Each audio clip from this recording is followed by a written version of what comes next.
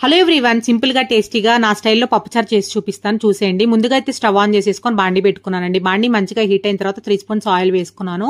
Oil కొంచెం అలా heat అయిన తర్వాత 1 స్పూన్ అయితే బియ్యం వేసుకున్నానండి. బియ్యం అలా వేగుతున్నప్పుడు దాంట్లో 2 ఎండుమిర్చి కట్ చేసుకొని వేసుకున్నాను.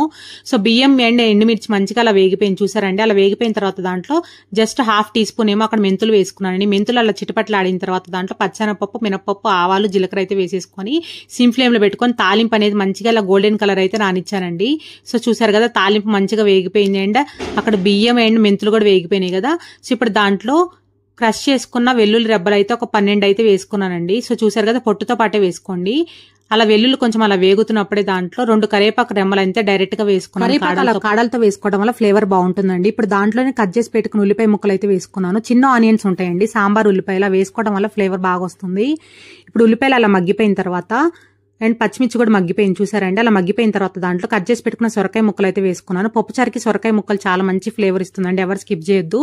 సొరకాయ ముక్కలు కూడా కొంచెం అలా మగ్గిపోయిన తర్వాత దాంట్లో ఒక మీడియం సైజ్ టమాటా అయితే బాగా పండింది కట్ చేసేసుకొని వేసుకున్నాను. దాంట్లోనే జస్ట్ ముక్కలకి సరిపడా పసుపు, ఉప్పు అయితే వేసుకున్నానండి. ఎక్కువ వేసుకోకండి, మళ్ళీ తర్వాత వేసుకోవచ్చు. పసుపు, ఉప్పు వేసేసిన తర్వాత మూత పెట్టేసుకొని మంచిగా అయితే మగ్గించుకున్నానండి. పైకి ఇలా ఆయిల్ వచ్చేసింది, చూసారంటే. అలా ఆయిల్ వచ్చే వరకు ముక్కలు సాఫ్ట్ గా అయ్యే వరకే మగ్గించుకోవాలి.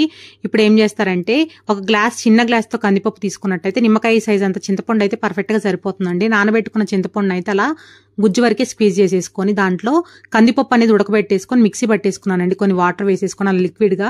ఇప్పుడు దాంట్లో మీ కన్సిస్టెన్సీకి తగ్గట్టు వాటర్ కూడా డైరెక్ట్ గా వేసేసుకోండి. ఇంకా కొంచెం పల్చగా ఉండేలాగా చూసుకోండి, ఎందుకంటే మనకి కాగిన తర్వాత మళ్ళీ చిక్కబడుతుంది కదా. అదే ఇప్పుడు మీరు పల్చగా చేసుకున్నారంటే పర్ఫెక్ట్ గా ఉంటుంది. ఇప్పుడు దాంట్లోనే పక్కన ఉడకబెట్టుకున్న ములక్కాయ ముక్కలు అండ్ క్యారెట్ ముక్కలు అయితే వేసేసుకున్నానంటే కొంచెం పసుపు వేసుకొని ఉడకబెట్టుకున్నాను. ఇప్పుడు దాంట్లోనే కొంచెం లైట్ గా బెల్లం వేసుకోండి. బెల్లం వేసుకోవడం వల్ల పులుపు బ్యాలెన్స్ చేస్తుంది పప్పుచారుకి. కొంచెం కారం, కొంచెం ధనియాల పొడి అయితే వేసుకున్నానండి. అక్కడ వేసేసుకొని మీ టేస్ట్కి తగ్గట్టు ఉప్పు కూడా వేసేసుకోండి.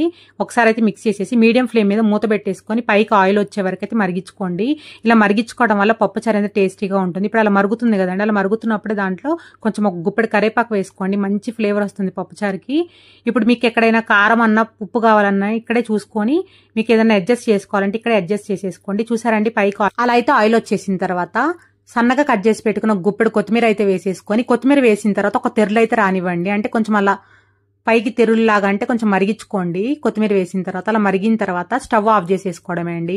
అంతే అండి, టేస్టీ నా స్టైల్లో పప్పుచారు అయితే రెడీ అయిపోయింది. ఇలా చేసుకుంటే పప్పుచారు అనేది ఇంట్లో వాళ్ళందరూ వదిలిపెట్టకుండా తినేస్తారండి. అన్నం అనేది అంత టేస్టీగా ఉంటుంది. సో చూసారు కదండి, ముక్కలు కూడా పర్ఫెక్ట్ గా ఉడికిపోయినాయి. సో ఖచ్చితంగా అయితే ఈసారి నేను చూపించినట్టు ఇలా పప్పుచారు అయితే ఇంట్లో ట్రై చేసి మీకు ఎలా కుదిరింది అయితే మీ వాల్యూ ఫీడ్బ్యాక్ అనేది నా కామెంట్ బాక్స్ ద్వారా ఇవ్వండి. Thank you so much for watching. Take care, bye bye.